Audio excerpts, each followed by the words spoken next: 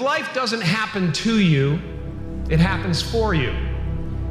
Sometimes I think that's the only thing that's important, really, is just letting each other know we're here, reminding each other that we're part of a larger self.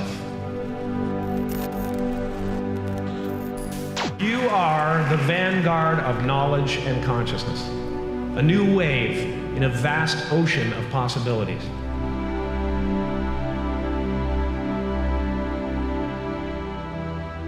On the other side of that door, there's a world starving for new ideas, new leadership. I've been out there for 30 years. It can be rough out there, but that's okay. Fear is going to be a player in your life, but you get to decide how much. You can spend your whole life imagining ghosts, worrying about the pathway to the future, but all there will ever be is what's happening here. And the decisions we make in this moment,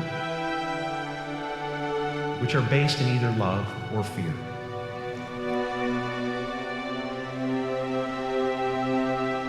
So many of us choose our path out of fear disguised as practicality. What we really want seems impossibly out of reach and ridiculous to expect, so we never dare to ask the universe for it. I'm saying I'm the proof that you can ask the universe for it.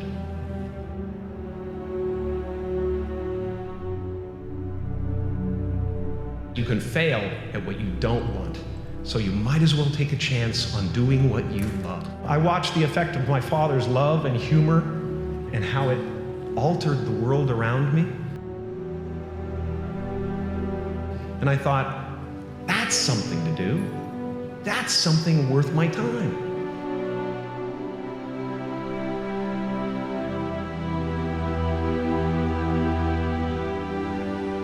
I realized one night in LA that the purpose of my life had always been to free people from concern.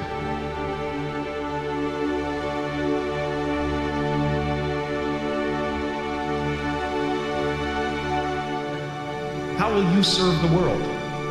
What do they need that your talent can provide? That's all you have to figure out. The effect you have on others is the most valuable currency there is. Don't let anything stand in the way of the light that shines through this form. Risk being seen in all of your glory. I've often said that I wished people could realize all their dreams and wealth and fame, and so that they could see that it's not where you're going to find your sense of completion. My soul is not contained within the limits of my body. My body is contained within the limitlessness of my soul. One unified field of nothing, dancing for no particular reason, except maybe to comfort and entertain itself.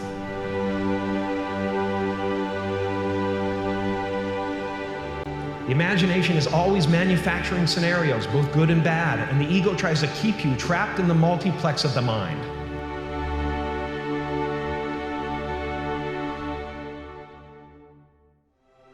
Our eyes are not viewers, they're also projectors that are running a second story over the picture that we see in front of us all the time. Fear is writing that script, and the working title is, I'll Never Be Enough.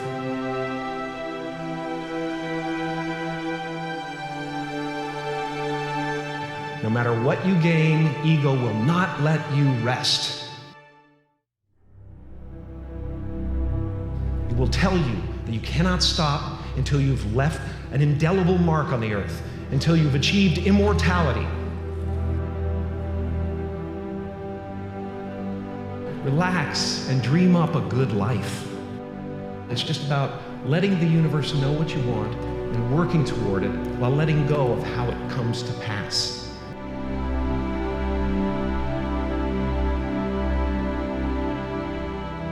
Your job is not to figure out how it's going to happen for you, but to open the door in your head. And when the door opens in real life, just walk through it.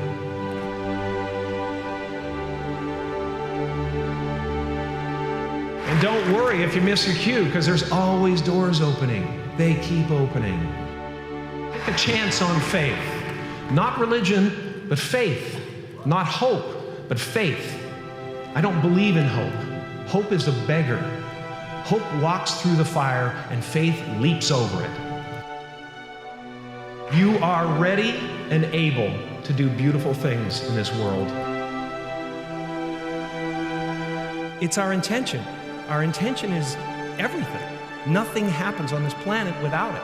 Not one single thing has ever been accomplished without intention. I was a little kid, and I would sit there, and I would try to figure out what it meant, what it was all about. Why are we here? What is this?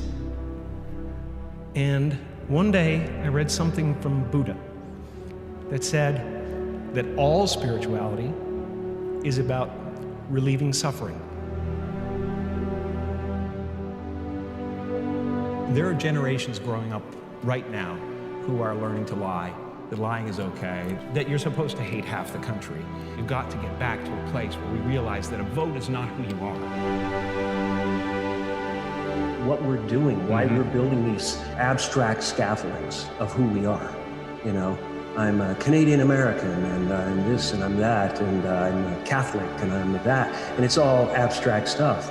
And when you drill down, there's no you left. I really cherish that, and we are all one thing. Freedom comes in there only being one you, and it includes the table and the computer and the ocean and the trees. You try to breathe without them, you know, you can't. I was in my studio painting in New York one time. I took a walk for a couple of blocks and I found this wonderful little park where these guys were playing soccer. Watched these guys play soccer. I watched this guy chasing the ball. And I went, that's it. I was compelled by that guy who was so involved with getting the ball. All sports work, you know, all art works on the same level, and that is presence.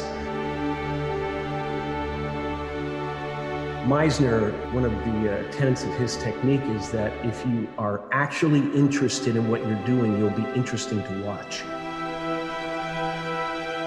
And that's why we watch babies, because they discover things for the first time.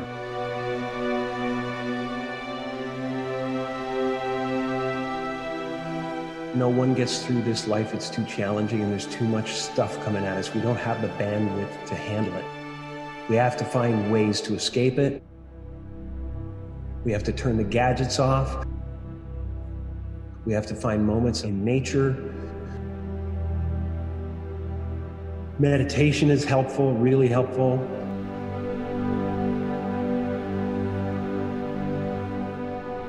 Anything that doesn't work out, I always think of as this is the way it was supposed to be. That's the way it was supposed to happen, because there's something bigger down the road.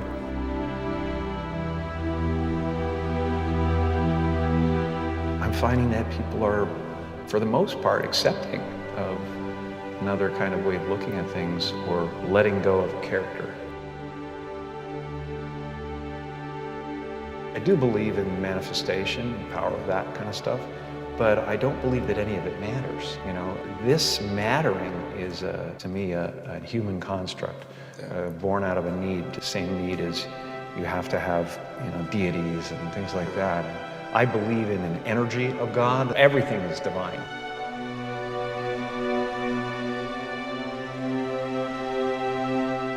It's been a part of the evolution of ego is to spend your first half of your life acquiring and adding, thinking you can add to yourself. And it looks great when you got a cool car and you got nice clothes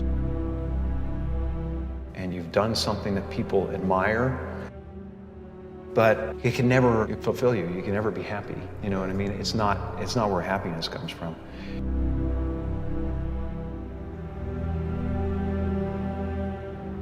The feeling of wholeness is a different feeling than meanness. I don't exist. They're all characters that I played. I played the guy that was free from concern so that people who watched me would be free from concern.